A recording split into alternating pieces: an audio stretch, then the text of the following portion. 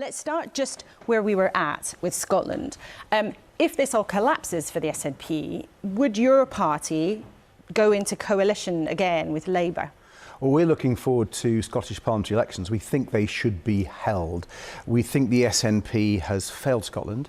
If you look at the NHS in particular, but also police and schools, basic services are vital for Scottish people.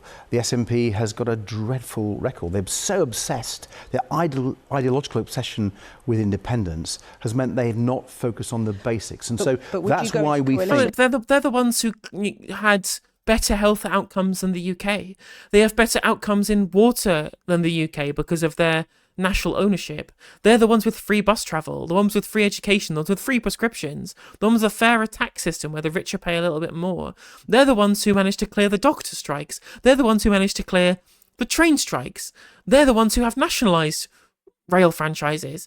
Like, of course, because Ed Davey's, again, a tactical political chameleon who will just take whichever particular ideological stance that he needs to oppose the government. It's like when Phil on our debate was talking about how, well, if the Lib Dems are in opposition, then Labour aren't being attacked from the right, as if Ed Davey wouldn't immediately, as soon as being the leader of the opposition with Labour in power, Ed Davey would immediately just say, look at the debt to GDP ratio, you can't trust Labour with the economy. Like, it's the same shit, different party, different colour tie.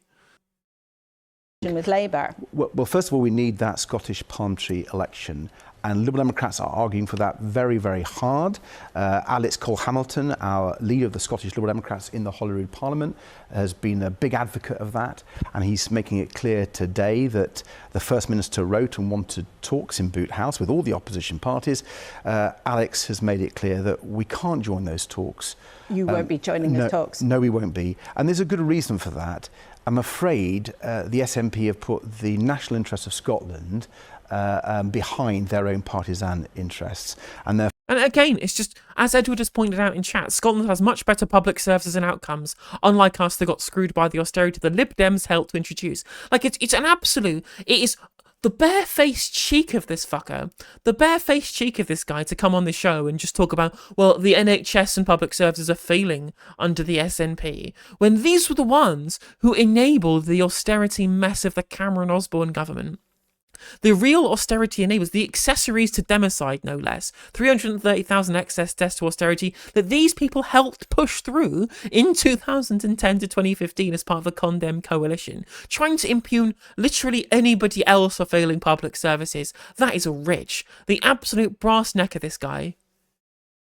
Therefore, we don't think there's anything that we can discuss with the SNP. We fundamentally disagree with them on the constitutional question, and their governance on domestic issues like the health service has been so poor. So that's why Alex is clear. We're not going to go into those talks. We want a Scottish parliamentary election. But if in that election it looks like Labour and the Lib Dems could form a coalition to have a majority in the Parliament, would the Lib Dems consider working with Labour again? Well, first of all, I think we have to fight elections, Laura. You're always keen. It's an important question of principle, though, because coalitions haven't always worked out that well for the Liberal Democrats before, but the Scottish Parliament is set up to encourage coalitions. Okay, no, coalitions haven't previously worked well for them before. Do you want to expand on that, Laura? Or do you want to maybe talk about the health service under that coalition and compare it to what it's like under the SNP in Scotland? Do you want to have a discussion about this? What they helped to enable when they were in government? No, we're just going to leave that there, are we? Okay, fair enough, Laura. Not a problem. No challenging on anything Ed Davey is saying here. Would you, on principle, if you get to that point, work with Labour again? Well, I'm not going to prejudge the election which has not even been called, and I'm certainly not going to prejudge what Alex Cole-Hamilton and the Scottish Liberal Democrats will do. What I will say is you're right on one level that the Scottish Parliament enjoys PR, which means it's a much fairer system. It means their votes count, and that has led to Liberal Democrats being in government in the past and doing some great things on things like the health service and the environment. Well, let's talk about the health service. So today you're announcing... Again, you can't really trust the Liberal Democrats in government, can you? No one's going to mention the 5p bag charges, are we?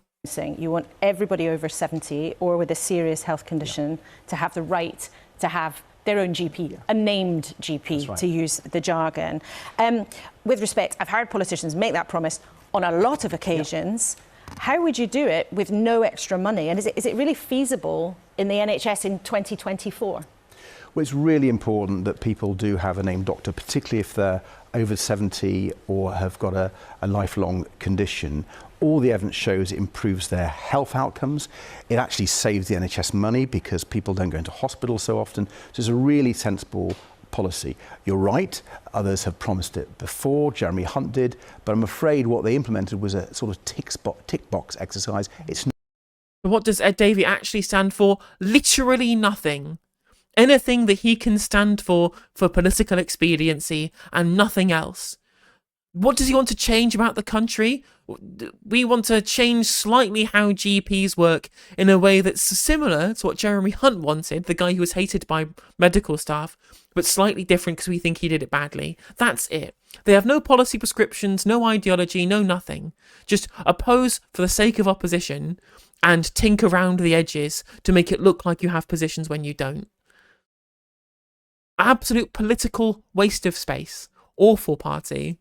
not been implemented. So many people complain they don't see the same GP. And so the way to deliver it is to have many more GPs. What we have been saying in the Liberal Democrats for some time now, and we've worked with health experts on this, we need 8,000 more GPs. You can't deliver that overnight. We reckon it would take at least 4 years. It would cost an extra £1 billion every year for those 4 years. And where would that money come from? Well, we've said that the tax cuts that the Conservatives have given to the big banks since 2015, they should be reversed. That's worth £4 billion a year, so not just pays for this part of our policy to get more GP, so you can get a named GP, but for many other parts of our health and care policy. And GPs working now, though, who already exist and are in practice. So essentially what they're saying here is we have a workforce plan just like Labour and the Tories do. Great. So you're not even pretending to be different at this point. Rejected the government's new contract for them saying it didn't provide enough new funding. If you want to get more GPs in future, would you as Liberal Democrats say that GPs right now should get more cash? Well, yes. I mean, what's happening, the settlement for GPs this year is, I think it's less than 2%. And that means when I go around in the local elections talking to people campaigning, meeting GPs, they say that they may have to lay off members of staff because the amount of money that the government are putting forward is way too little. That means this situation, which is dire at the moment, is going to get worse under the Conservatives. So that's why Liberal Democrats in the local election campaign have put the health service and care right at the front, along with what we've been saying on sewage and crime. And quick prediction, was a good night for you on Thursday? Oh, I think we're going to make really a lot of the net gains. I think we could do well in places like Wokingham, in Tunbridge Wells, in Elmbridge, and maybe in places like... Again, just shows you the kind of people who vote for the Liberal Democrats. Yeah, we're going to do well in Royal Tunbridge Wells, aren't we? Absolutely. Wokingham. Like Dorset. Give us a number. We never give a number, you know that. But I'm looking forward to a good night for us. OK, Ed Davey, thanks. It's always great to have you. So he literally said nothing. He literally said nothing there. He said the SNP are bad because they're bad, me no likey, without any substantive points other than NHS bad, even though that's literally the opposite of true. They have the best healthcare outcomes from any region in the country, if you've done it by country, right, within the Great Britain. And then he said, we want to have more GPs by giving money for more GPs, which is every other party's policy platform. And then just, that's it. That's all he said. That's all he said in this entire interview. So shocked that the Liberal Democrats said nothing. I know, right? It's an absolute turnout for the books, isn't it, Bean Farmer? So shocked that they are failing to provide any kind of real opposition whatsoever.